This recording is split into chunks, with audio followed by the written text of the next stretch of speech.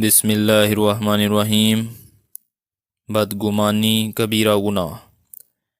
ایمان والوں کے ساتھ بدگمانی یہ کبیرہ گناہ ہے۔ اللہ رب العزت فرماتے ہیں اور ان میں سے اکثر صرف ظن کی پیروی کرتے ہیں، اور کچھ شک نہیں کہ ظن حق کے مقابلے میں کچھ بھی کارآمد نہیں ہو سکتا۔ اس لیے محسن انسانیت رسول صلی اللہ علیہ وسلم نے ارشاد فرمایا، ایمان والوں کے ساتھ نیک گمان رکھو، بدگمانی نہ رکھو۔ چنانچہ امام اعظم ابو حنیفہ رحمۃ اللہ علیہ نے اس حدیث مبارک سے یہ مطلب نکالا کہ اگر کسی بندے میں 69 باتیں عیب کی نکلتی ہوں لیکن ایک راستہ خیر کا نکل سکتا ہو، تو تم اس ایک بات کی وجہ سے اس کے ساتھ نیک گمان رکھو۔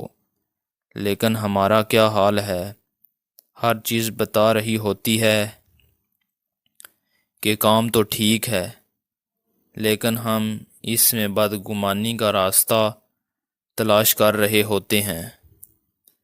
اب چونکہ حکم فرمایا کہ مومنین کے ساتھ نیک گمان رکھو، تو ذرا توجہ فرمائیں کہ قیامت کے دن انسان پیش کیا جائے گا کہ تو نے فلاں کے بارے میں بدگمانی کیوں کی، اس پر ہمیں ثبوت پیش کرو، تو مقدمہ اپنے اوپر کیوں قائم کروا لیا۔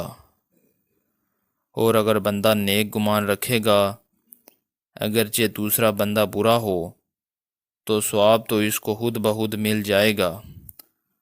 تو یہ کتنے مزے کی بات ہے کہ نیک گمان رکھو اگرچہ کوئی برا ہو، اللہ تعالیٰ نیکی پھر بھی دے دیتے ہیں۔ اور اگر بدگمانی کر لی تو قیامت کے دن اس کے اوپر دلیل شرعی پیش کرنی پڑے گی، ثبوت دینا پڑے گا، ورنہ انسان اس جرم کے اندر خود گرفتار ہوگا۔ ویڈیو اچھی لگی ہو تو ویڈیو کو لائک کریں اور چینل کو سبسکرائب کریں۔